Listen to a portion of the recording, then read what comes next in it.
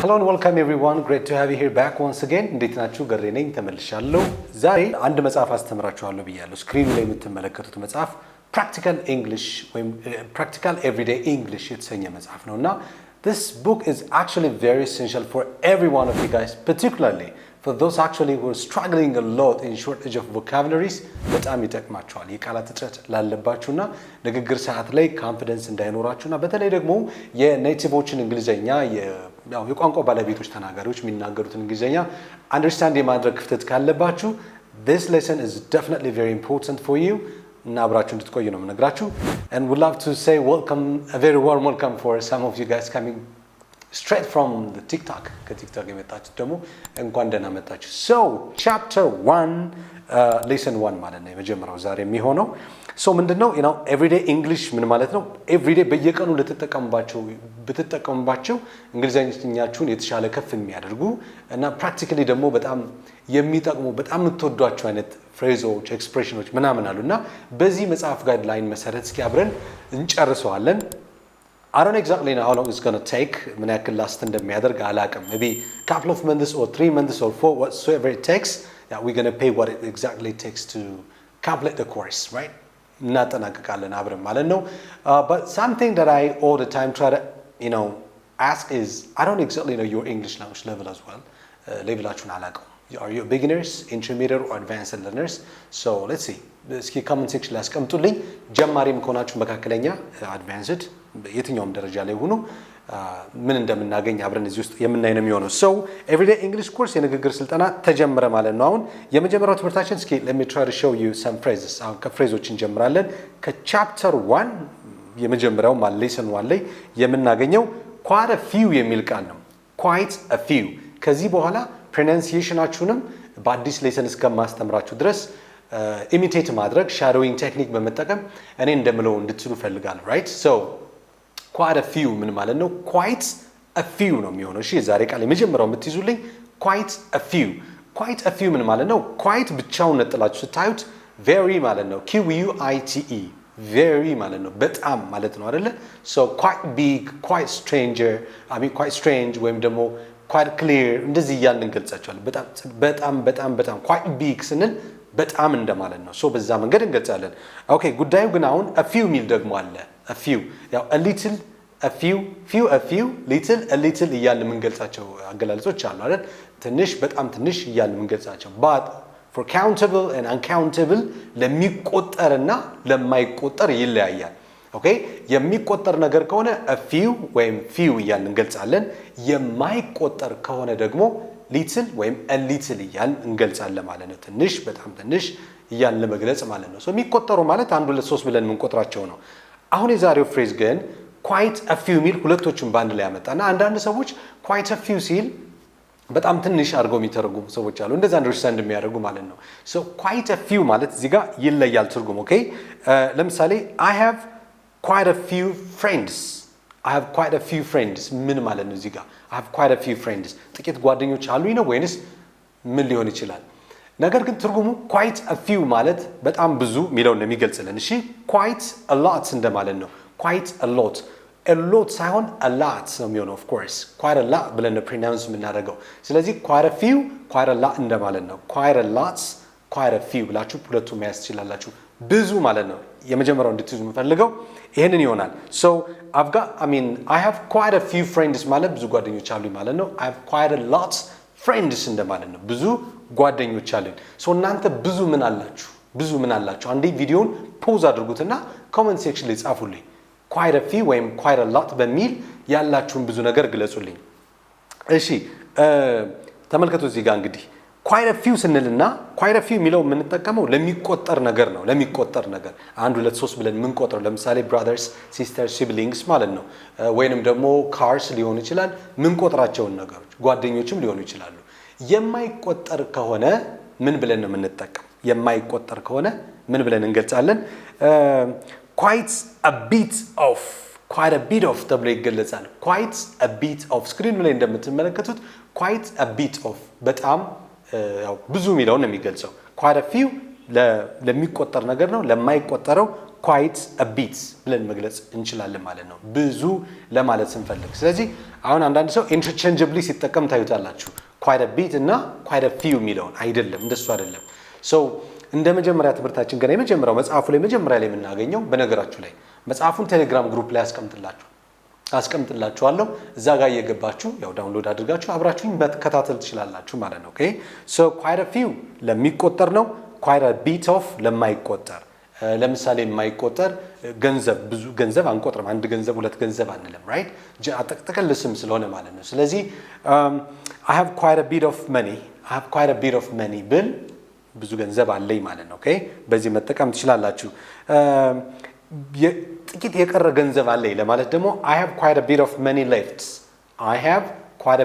money left በሚል መጠቀም ይችላልው ጥቂት ገንዘብ አለኝ ነው የቀረ left የሚለው የቀረ ነው okay I have something left ካልኩ የተወሰነ ጥቂት ነገር አለኝ የቀረ left የሚለውን ባረፍተ ነገሩ መጀመሪያ ታመጡና ተጠቀማላችሁ ማለት ነው እሺ በጣም አሪፍ so አሁን እዚህ ጋር quite a bit እንደነገርኳችሁ ለማይቆጠር ነገር ለማይቆጠር ነገር ነው ትክክል quite a bit የሚለው quite a few ደግሞ ለሚቆጠር ነገር ነው እሺ ሌላ አማራጭ ተጨማሪ አማራጭ ደግሞ quite a lot ብለን መጠቀም እንችላለን quite a lot ግን quite ብለን ነው ድምጹ የምናመጣው quite አይደለም quite a lot so quite a lot የሚለው quite a bit እንደማለት ነው በሌላ አገላለጽ በርግጥ ሰፋ እናርገው ካልን quite often ሚል ትርጉም አለው ብዙ ጊዜ እንደማለት ነው ብዙ ጊዜ quite often I quite often go for swimming ለዋና ብዙ ጊዜ ይላል I quite often go ዋና ቦታ ማለት ነው quite often የሚለውን በዚህ መጠቀም ትችላላችሁ so quite a bit quite a lot ወይም ደግሞ quite often ተመሳሳይ ትርጉም አገኘን ማለት ነው እዚህ ጋር አሁን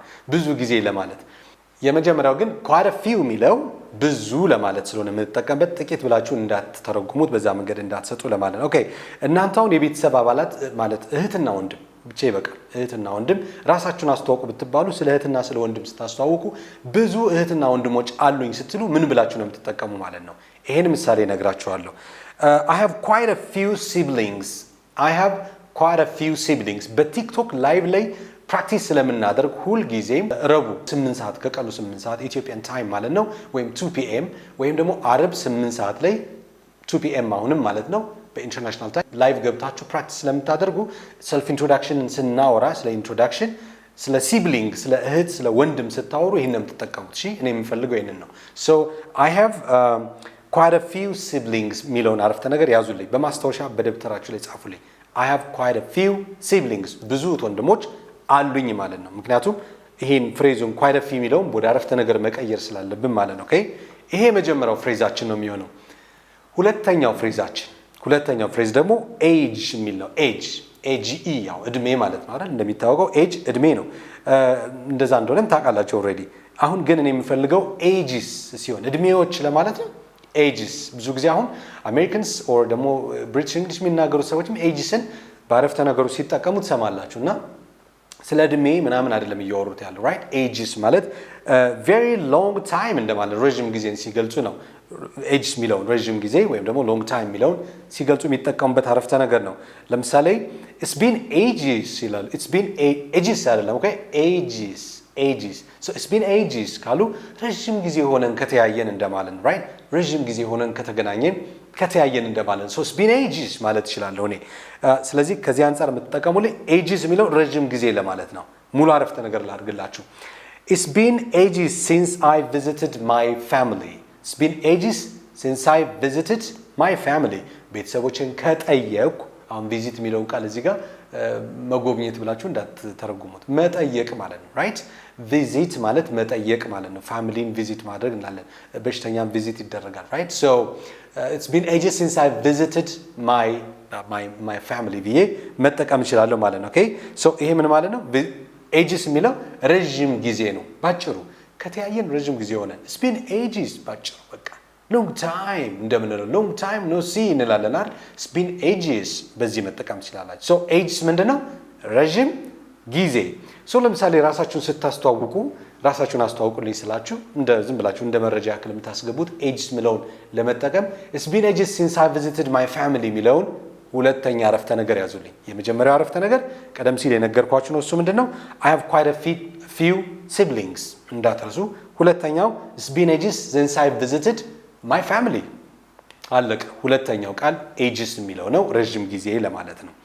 እሺ ሌላኛው ሶስተኛው ቃል ደግሞ በነገራችን ላይ well ምን ማለት ነው? well እንላለን አይደል? well ደህና መልካም ምናምን እንደማለት እና this is one of the gap fillers English gap fillers ከሚባሉት መካከል በንግግር መካከል ላይ የምታመጧቸው well እንላለን አይደል? እነሱን እንደምንጠቀም ሁሉ well አንደኛው እሱ ነው ማለት ነው። so gap filler ነው። የዛሬው ቃል ግን የዛሬው ቃል well off የሚል ቃል ነው። well off በነገራችሁ ላይ ሁለት አይነት ኦፍ ነው ያለ አይደል? ኦኤፍ እና ኦኤፍ ማለት ነው። ኦኤፍ ወይንም ኦኤፍ ማለት ነው።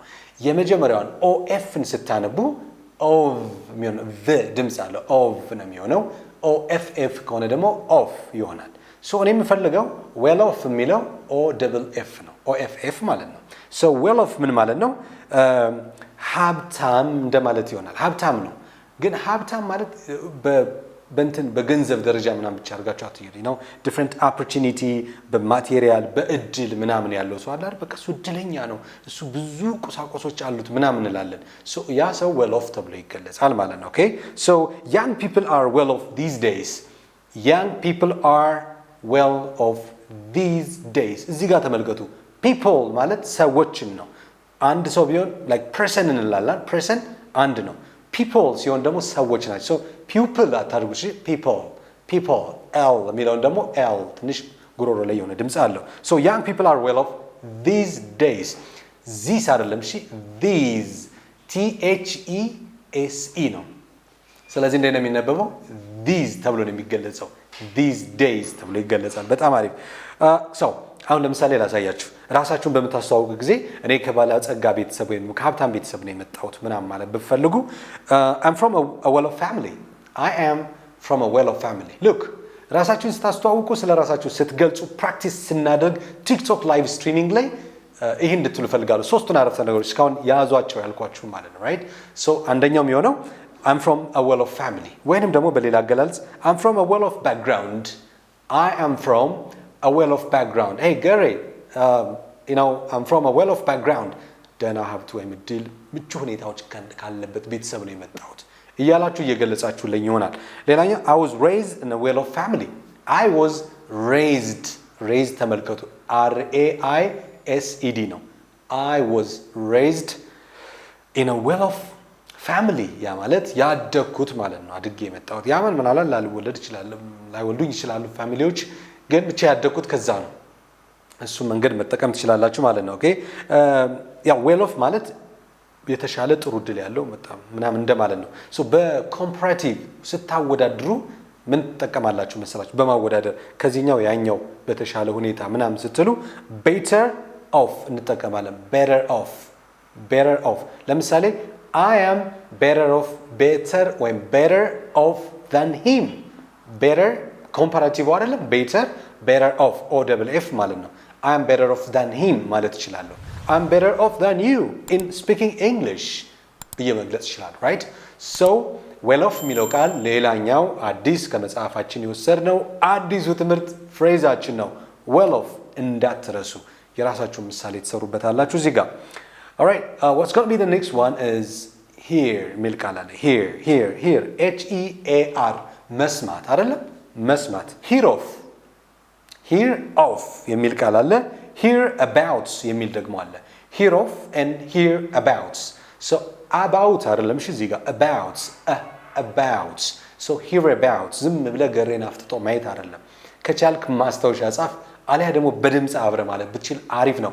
I know we've got a lot of people actually watching this YouTube lesson across different parts of Ethiopia and even outside Ethiopia, including the US and Canada, England and other parts of the world. That's my greatest pleasure to serve you guys here. And don't forget to jot down notes and try to, say the phrases that would actually help you remember easily. The easiest way, right? So that's really, really nice. Thanks. So hear off, ምንድነው? off የሚለው singular. hear of the የሚለው ድምጽ አለው ማለት ነው። ኦኬ እከሌን ታውቀዋለህ፣ ስለሱ ሰምተህ ታውቃለህ ምናምን ትላላችሁ አይደል? እከሌን ታውቀዋለህ፣ ስለሱ ሰምተህ ታውቃለህ። ያው ከማወቅ አንፃር ታውቀዋለህ ወይ ስለሱ እንትና የሚባል ሰው ምናምን ነገር ትላላችሁ አይደል? ስለዚህ hear of የሚለውን ትጠቀማላችሁ። ለምሳሌ have you heard of Dallas Language School? That's actually my language school. So have you heard of Dallas Language School? ስለ ዳላስ ቋንቋ ማሰልጠኛ ተቋም ሰምተህ ታውቃለህ ወይ? have you heard of ስለ ከሌ ሰምተህ ታውቃለህ? have you heard of እንትና በቃ እንትና የሚባል ሰው ከነመፈጠሩ ኤግዚስተንሱ ራሱ መረጃ ነው። ሶ እንትና የሚባል ሰው መኖሩን ታውቃለህ ወይ? have you heard of ብላችሁ ትጠቀማላችሁ ማለት ነው። ኦኬ that's nice። ሌላኛው ደግሞ heard about ነው። heard about ምን ማለት ነው? ምን እንደተከሰተ the latest information or developing news ምንለው አለ አይደለ? አፕዴት ለማድረግ እንዴ ከሌላ ግን ተው ታውቃለህ እንዴ አለ እንዴ ከሌ ምናምን አይነት ነገር ትላላችሁ። so have you heard about ነው የሚሆነው እዚህ ጋር have you heard about Dallas Language School እና have you heard of Dallas Language School totally ይለያያሉ ሁለቶች totally ማለት completely ይለያያል ትርጉሙ። have you heard of Dallas Language School ማለት ዳላስ የሚባል የቋንቋ ማሰልጠኛ ተቋም ታውቃለህ አለ እንዴ ምናምን እያላችሁ ነው መኖሩን ጭራሽ ማለት ነው ኤግዚስት ማድረጉን አታውቁም ሶ እየጠየቃችሁ ነው። ሁለተኛው ግን have you heard about Dallas Language School ማለት there is something really happen በቃ something happening እያደረገ ያለ ነገር አለ ስለዛ ሰምተሃል ወይ ስለ ገሬ ሰምተሃል ወይ ታውቁታላችሁ ገሬን ስለዚህ ሰምተሃል ወይ አዲስ ነገር ከሆነ have you heard about ብላችሁ ትጠቀማላችሁ። ስለዚህ have you heard of and have you heard about ትንሽ slight difference አላቸው። በዚህ መንገድ እንድትጠቀሙ መጽሐፋችን አስተምሮናል እሱ እንዳትረሱ ለማለት ነው። alright ሌላኛው ደግሞ የዚሁ አካል የሆነ ትምህርት እንግዲህ ፈሲ የሚል ቃል አለ fussy በቀላሉ የሚናደድ ብስጩ የሆነ ሰው የሚፈላበት ሰው ምናምን አለ hot tempered ምንለው አይነት ሰው ሶስቱን I'm a fussy eater በቀላሉ የሚናደድ የሚበሳጭ ምናምን አይነት ሰው ይሆናል። ሌላው ደግሞ እንዲሁ በቀላሉ ማስደሰት የማትችሉት ሰው አለ አይደል? ማስደሰት የማትችሉት ሰው fussy ተብሎ ይገለጻል። so I'm a fussy eater ካልኩ የምበላው I'm a fussy eater ወይም eater I'm a fussy eater ወይንም I'm a fussy eater ብዬ በግለጽ ብችል እንደው በልቼ ልጠግብ በቃ መደሰት ሰው አይነት ነገር አይደለሁም እንደማለት fussy eater ተብሎ ይገለጻል ማለት ነው። ኦኬ I'm a fussy eater የሚለውን በዚህ መንገድ መጠቀም ትችላላችሁ። I'm a fussy man when it comes to my job. Look, I'm a fussy man when it comes to my job. እዚህ አረፍተ ነገር ላይ እንድትይዙልኝ የምፈልገው look, I'm a fussy man እሺ እንደው በቃ ደስተኛ ያለው ብዙ ሰው ነኝ አልኩ። እሺ በቀላሉ ማስደሰት የማትችሉት ሰው አይነት ነኝ I'm a fussy man እሺ በምን ጉዳይ ነው ግን when it comes to my job እቺን እስኪ ፍሬዝ ተጠቀሙባት when it comes to እንትንን በሚመለከት ስትሉ when it comes to ለምሳሌ look I'm a good English language speaker or I'm a fluent English language speaker when it comes to German language I'm really poor I'm not good at it when it comes to እንትንን በሚመለከት ስን when it comes to ይሄንን ብዙ ምሳሌ እየሰራችሁ እንዳትረሱት ማድረግ ትችላላችሁ። ኦኬ so like picky እንደማለት ነው ባጭሩ። በነገራችን ሌላ ትርጉም አለ fussy eater ማለት picky eater picky choosy ምንለው ሰው ማለት ነው መርጦ የሚበላ picky eater ይባላል። choosy ተብሎ የሚገለጻል hey don't be choosy ዝም ብሎ የሚመራረጥ ሰው አትሁን ማለት ነው። ቆሎ እየበላ ለውዝ ምናምን እንደዚህ ገብስ ምናምን አለ አይደል ለውዟን ፒክ የሚያደርግ ሰው አለ picky ይባላል ወይም choosy ብለን እንገልጸዋለን ማለት ነው። ስለዚህ የዛሬው ትምህርታችን ይሄን ነው የሚመስለው። አንድ የመጨረሻ ተመሳሳይ ምሳሌ ልስጣችሁና part 1 ያልቃል ማለት ነው። ኦኬ make a fuss don't make a fuss ትላላችሁ አይደል? don't make a fuss ምን ማለት ነው? I don't like making a fuss ምን ማለት ነው? ማማረር don't make a fuss ማታማረር don't make a fuss ትላላችሁ። ማማረር ጥሩ አይደለም። ማታማረር ስትለው don't make a fuss ማለት ትችላላችሁ። or I don't like making a fuss አይኔ እንደው ኮምፕሌን ምናምን ማብዛት አልፈልግም። ኮምፕሌን ማብዛት don't make a fuss አታማር ነው። I don't like making a fuss ደግሞ ማማረር አልወድም ማለት ነው። እነኚህን ፍሬዝ ያዟቸው። why do you make a fuss አረፍተ ነገሩ ስትቀይሩት ለምንድን ነው የምታማርር? why do you frequently make a fuss በተደጋጋሚ ለምንድን ነው ቅሬታ የምታቀርበው? እንደዚህ ለማለት እንጠቀምበታለን። this was all for today as part 1. this was really incredible. thank you so much for your time, really appreciate. Of course, if you want to learn English online or in a physical class, you're most welcome. Make sure you got all my number down on the screen here. Thanks a lot. I'll see you another time with part 2. See you then. Bye-bye.